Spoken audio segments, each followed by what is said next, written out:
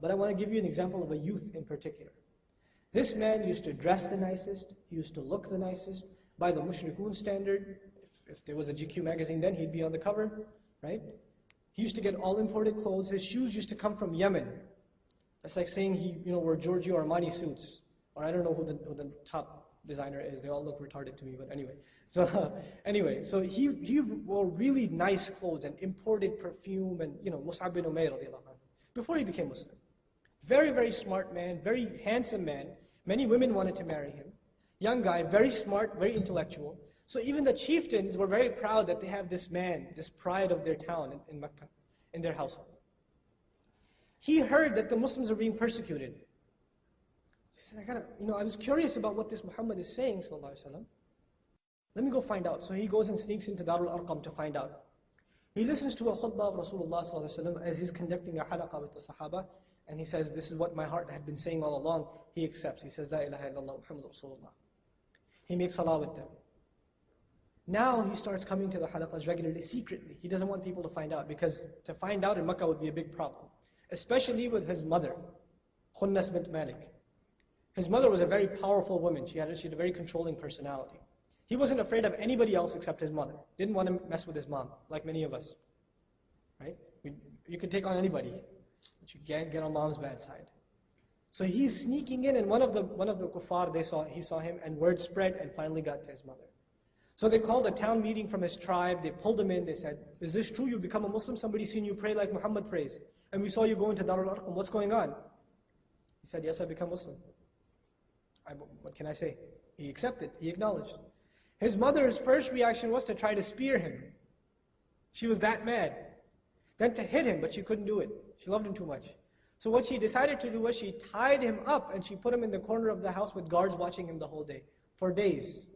Many, many days. He stayed in his house, just not even being able to scratch himself, just tied up, because he had accepted Islam. Then some news came, he heard from outside, or some of the guards were talking, that some Muslims are fleeing to Abyssinia, to Habasha. He heard about it. The next chance he got when the guards weren't paying attention or sleeping, he escaped. And he went with them to Habasha. He left his family. He comes back, and then he went back again, but eventually when he did come back, his mother caught him again, and she said, you better leave this Islam business, otherwise I'm going to tie you up again. He goes, you can do it, but whoever you hire to tie me up this time, I will kill them. And she knew he meant it, so she didn't try it again. But then the least thing she could do, you know what she said to him? She said, you know what, this wealth you enjoy, these clothes you're wearing, these brand name and these imported shoes and imported perfumes and thobes and everything, this is not yours, this is from my wealth. Her exact words were, I can no longer be a mother to you. So leave this wealth. He's leaving his house, his uncle stops him. He says, you know these clothes you're wearing right now, they're from your uncle. They're from your father, your late father. So they don't belong to you either. Take them off if you want to stay with Islam. He, the man who everybody looked to for fashion standards, the guy who was like, the most handsome man, the most respected young man in the society, had to leave his house covering his shame with his hands. He had to leave his house naked. This is the state of Mus'ab bin Umair, radiallahu anhu. Comes to Rasulullah, gets some garb to wear, and now he starts, and totally commits himself to the task of Muhammad sallallahu alaihi wasallam, learning the Quran constantly. He's sitting with Rasulullah sallallahu alaihi wasallam, learning and memorizing the Quran. And he was one of the most beautiful reciters of the Quran. So now the 6 people come from Medina, and the Prophet has to send sallallahu alaihi wasallam a helper to go teach the deen. He has many choices. There are seniors like Abu Bakr as-Siddiq, Umar bin Khattab, right? Why does he choose Mus'ab? He's young, he's already shown his will to sacrifice, and he's a beautiful reciter, so he can bring people with his charm of recitation even to the deen. So the Rasul ﷺ sent Mus'ab bin Umair to Medina. He goes to Medina, he's living with somebody else as a guest, and he starts going every single day, next neighbor's house, this one's house, that one's house, reciting Quran to them, bringing them to Islam, slowly but surely. And people, if they didn't come to Islam, they were mesmerized by the Quran, so they would come and sit in his gatherings, which bothered the chiefs of the tribes. One of the chiefs heard about this, he got really mad. One day Mus'ab was sitting outside in public giving the dars, teaching Quran, and he came with a spear and said, you better stop talking to my tribe or I will kill you. And Mus'ab, young man, if anybody else comes up to us, you're holding an MSA meeting, some guy walks in here, you Muslims better stop this or I'm going to take care of you outside in the parking lot. Right? All of you like, oh yeah, bring it on. You know, this is what we would do. You know what he says, Mus'ab bin Umair? He looks at this guy threatening him, and he says, well, why don't you listen to what I have to say? If you accept it, well and good. If you reject it, I'll stop bothering you. He says, sounds fair. Put his spear, stuck it in the ground, he sat down, and Mus'ab bin Umair started reciting the Quran, very calmly. And the man heard it, and he said, this is the truth. How can I enter this religion? And he became a Muslim. And then he said, oh, wait a second. I know a man, if he accepts, then his whole tribe will accept. Let me get him for you. And he went and got him too. And before this happened, incidentally, this was the chief of a tribe, right? He comes to Mus'ab bin Umair and said, what can I do to enter this religion? Mus'ab said, you have to go take a shower first and wear clean clothes. Then come back. So he goes, takes a shower, comes back, and then Mus'ab bin Umair takes shahada from him, and then from the other tribes, and huge chunks, of Medinan tribes start coming into Islam. So Mus'ab bin Umair was the trendsetter for history. What we have now, what the Rasul ﷺ had as a refuge in Medina, was the work of Allah through Mus'ab ibn Umair. This youth who decided to give up his wealth. In Medina, when the Prophet came, ﷺ, one time he was giving a khutbah, a dars. And Mus'ab ibn Umair came and sat in the majlis. And a lot of people looked at him from Makkah, the ones that knew him. They looked at him and they looked down like this in shame. And a lot of them started crying. You know why? Because he was wearing a torn blanket. This was the man they remembered wearing brand name clothes and amazingly dressed. Nobody dressed as good as he did. Now he's wearing all of this only because he decides he's going to sacrifice all of his preferences for the sake of Allah. So some Sahaba even started crying. And Muhammad ﷺ even looked at him and said, I remember you. You used to be very, very well dressed. Your family used to dress you well. They used to feed you well. And then the Prophet ﷺ advised and actually congratulated the believers that Allah will give them kingship of when they will have different clothes to wear in the day and different clothes to wear in the night. And the Sahaba said, will we be better off then? And the Prophet said, no, you're better off now. You're better off right now when you don't have anything. Because then the love of dunya, what the Prophet meant, the love of dunya will enter into your hearts. In any case, Mus'ab ibn Umair, at the battle of Badr, his brother is captivated. He's one of the prisoners with the Muslims. The Rasul ﷺ said, take good care of the prisoners. So his brother is prisoner, and the Sahaba, they're eating food, they're eating rice, and they're drinking water, and they're giving the same amount of rice and water to him.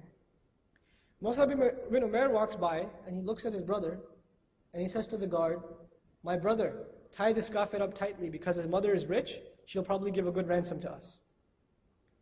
And his brother looks at him like, you're not talking to him, are you? You're talking to me, right? He goes, no, you're not my brother. That's my brother.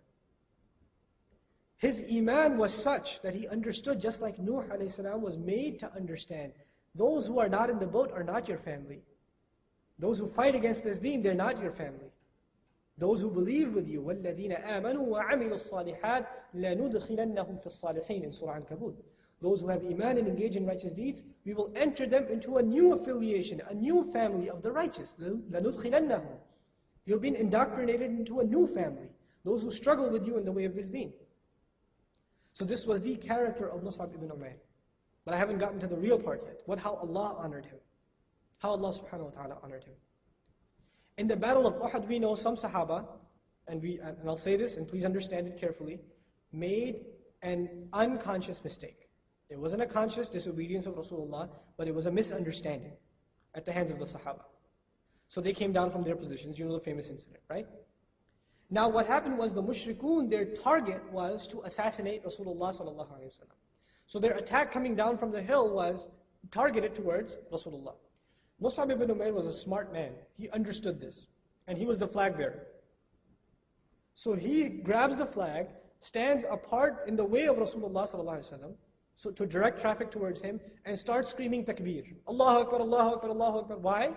So the people who are going to assassinate him would get their attention towards him first. So people start coming towards him and attacking him. A horseman comes by, chops off his arm, his right arm, from here.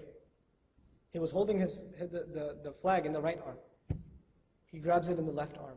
And as he grabs it, he knows. Why is he doing this? His love of Rasulullah sallallahu alaihi wasallam, that he's willing to let go, right? Of everything, of his own life. So he says, وَمَا مُحَمَّدٌ إِلَّا رَسُولٌ قَدْ خَلَتْ مِنْ قَبْلِهِ الرُّسُلُ. Muhammad is nothing except a messenger. Messengers passed before him too. So even though I'm doing this for the sake of Muhammad, in the end I'm doing this for Allah. He knew this, he clarified this to himself, even though he knew it was hurting him, that the attack to Muhammad ﷺ is becoming more and more opened up. So he kept reminding himself, screaming as his arm is chopped off, وَمَا مُحَمَّدٌ إِلَّا رَسُولٌ. The kuffar came and they chopped off the other side.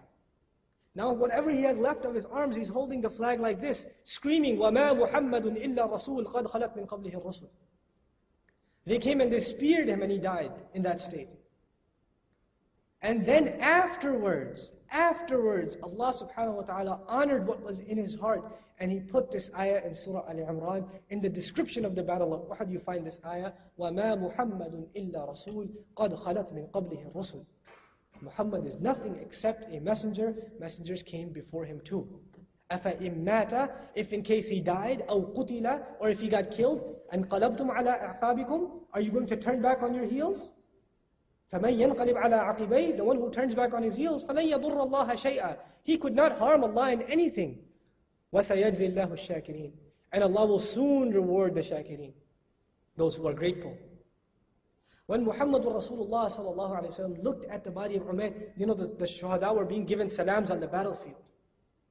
These young men were being given salams by because the Prophet sallallahu alayhi wa sallam had instructed us, even to this day, that we're supposed to say salam on the shuhada. For they respond to the salams according to the hadith of Rasulullah sallallahu alayhi wa sallam. So the Sahaba that survived the battle, they're going around giving salams to the shuhada. They got to the body of Mus'ab ibn Umair and all of them started crying. And when Muhammad sallallahu alayhi wa sallam saw his body, you know what he said?